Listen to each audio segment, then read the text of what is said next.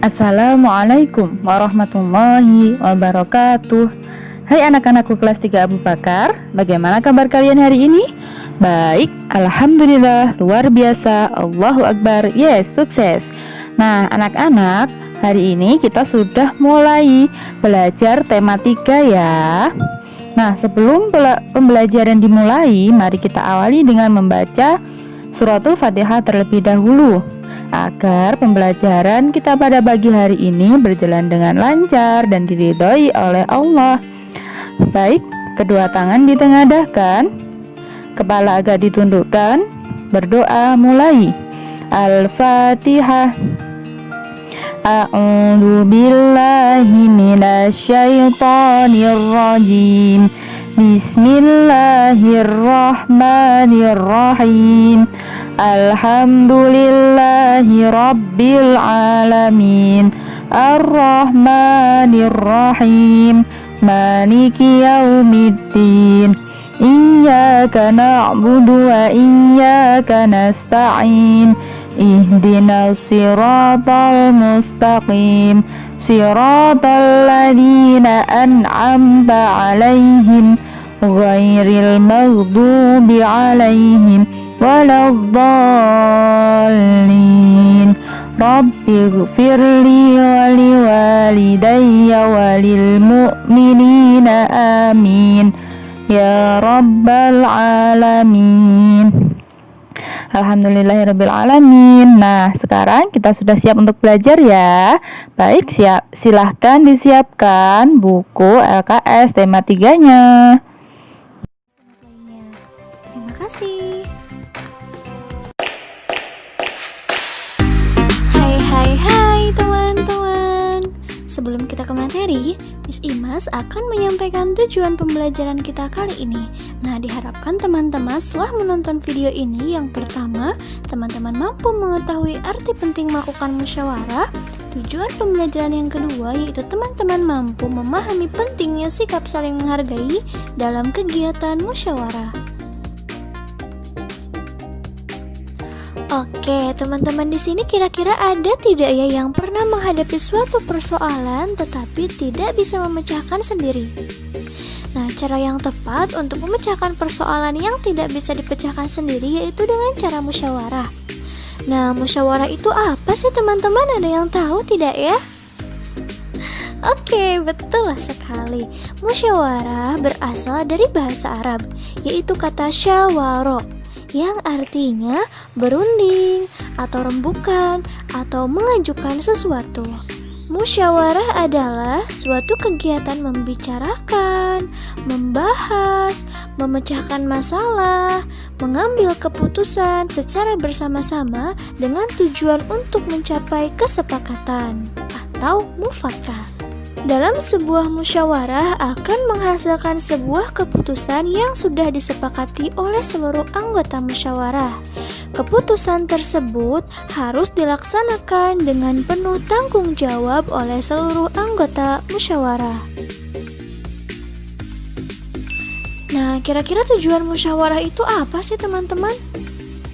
Betul sekali, tujuan musyawarah yang pertama untuk mencapai kesepakatan bersama.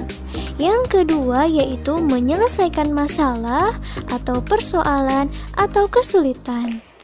Nah, teman-teman ada yang tahu tidak ya, kapan sih kita harus melakukan musyawarah?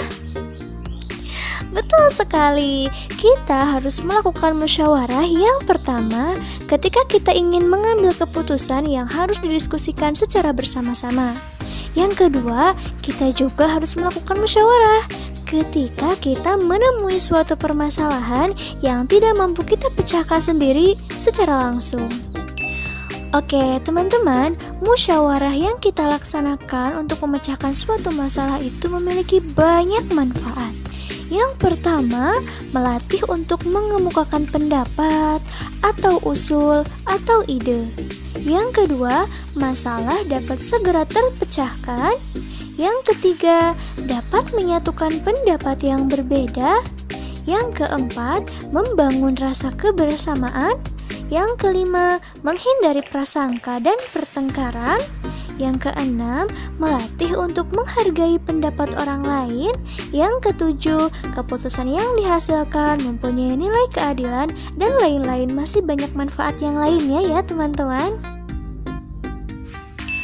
Oke teman-teman, ternyata musyawarah yang baik itu memiliki ciri-ciri.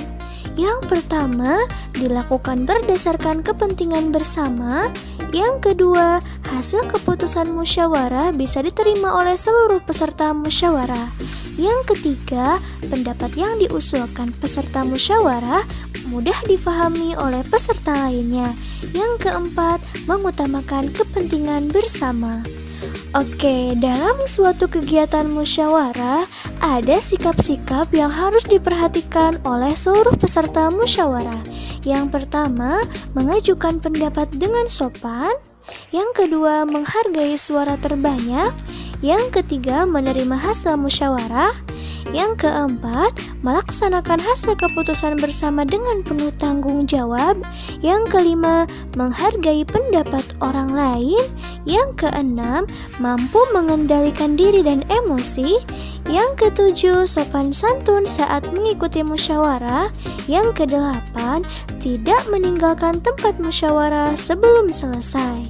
Dan yang kesembilan, mematuhi peraturan musyawarah. Oke teman-teman, dalam sebuah kegiatan musyawarah, seluruh peserta musyawarah diperbolehkan untuk mengeluarkan pendapat.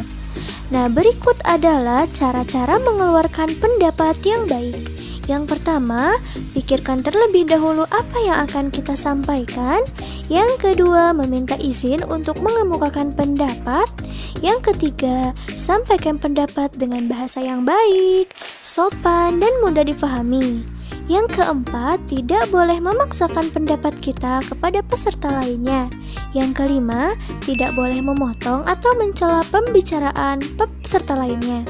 Yang keenam, berlapang dada jika pendapat kita tidak diterima. Yang ketujuh, menerima saran dan kritik dari anggota lain.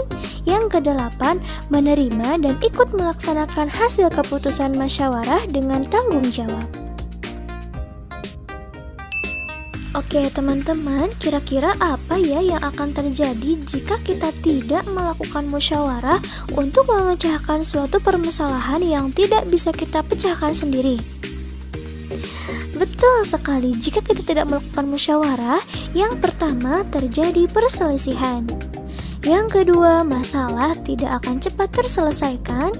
Dan yang ketiga, bisa jadi keputusan yang diambil adalah sepihak dan tidak berdasarkan kesepakatan bersama. Oke teman-teman, pelaksanaan kegiatan musyawarah itu merupakan sikap yang sesuai dengan sila Pancasila, yaitu sila yang keempat, yang berbunyi kerakyatan yang dipimpin oleh hikmat kebijaksanaan dalam permusyawaratan perwakilan, yang memiliki lambang kepala banteng. Teman-teman, kegiatan musyawarah bisa kita laksanakan di mana saja, di lingkungan keluarga, di sekolah, maupun di masyarakat. Nah, berikut adalah contoh kegiatan musyawarah di lingkungan keluarga. Yang pertama, musyawarah untuk pembagian tugas membersihkan rumah. Yang kedua, menentukan tujuan berlibur bersama keluarga. Yang ketiga, musyawarah untuk menentukan waktu berkunjung ke rumah nenek, kakek, atau ke rumah saudara. Yang keempat, musyawarah untuk menentukan waktu bermain dan belajar. Selanjutnya yaitu contoh kegiatan musyawarah di lingkungan sekolah. Yang pertama, musyawarah untuk pemilihan ketua kelas. Yang kedua, pembagian hari untuk tugas piket kelas.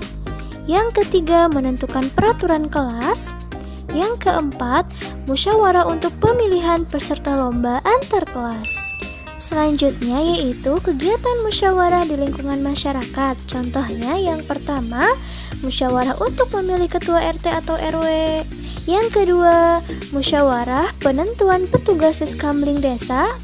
Yang ketiga, musyawarah dalam pembangunan jalan, masjid, dan lain-lain. Yang keempat, musyawarah untuk penentuan panitia suatu kegiatan.